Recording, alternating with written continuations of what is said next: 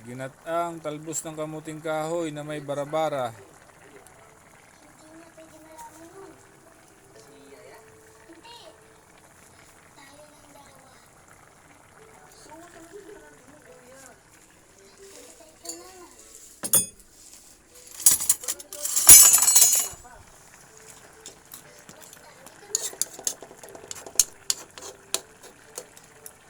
Yan po.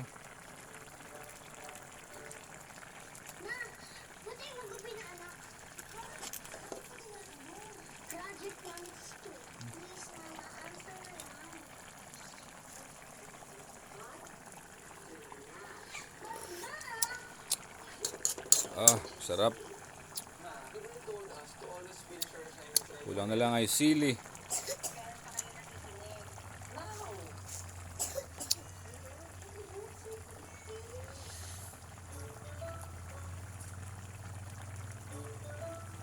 Shout out sa asawa kong mahal, si Jocelyn Solina Sura, at sa nanay kong mahal na si Erlinda Decembrana Sura. Kain tayo, Nay. Ma, asawa ko, kain tayo. Pag uwi nyo, pagluluto ko rin kayo ng ganito.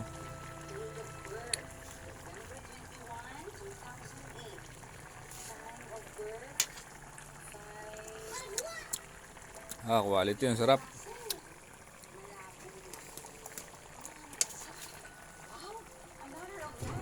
Kuha tayo ng sili.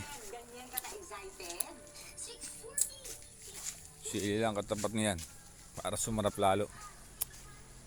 May bunga pa kaya? Inubos na ng ibon.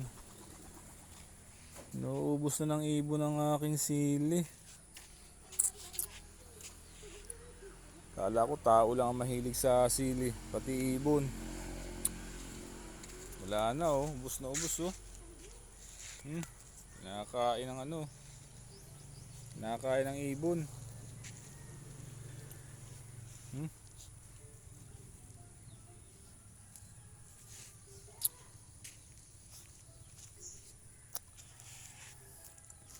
Ang mahilig kumain ng sili ay yung maliliit na ibon. Kung tawagin dito ay bukwit.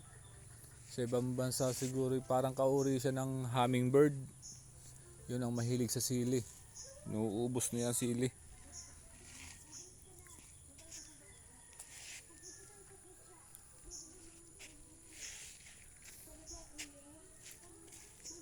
Ito, namumulaklak pa lang.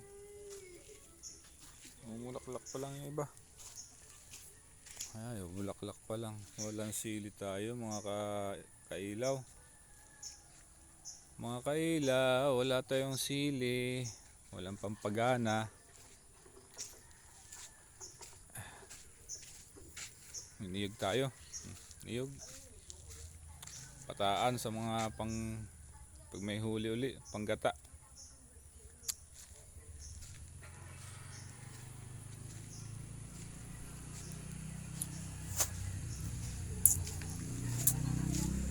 Sle, I love you ka sa mama. Ito si mama. Dali. Ang sakit ang ulo mo? Bakit? May sipit dong marami. Dali na, mag-I love you ka na sa mama. I love you, ma. Basit may sipit. Kamuting kahoy.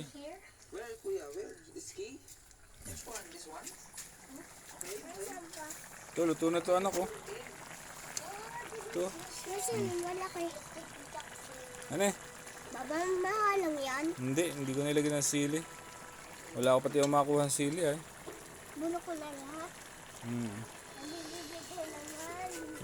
Gusto mo kakain ka na mamaya? Papa, natamaan ko yung bibo sa ulo lang. Hindi mahina lang, mahina. Sige, wag mong tatapakan. Mamatay na naman yan. Wala na yan. 7, naging 3. Tinatapakan mo paano? Kaya mo na, Papa.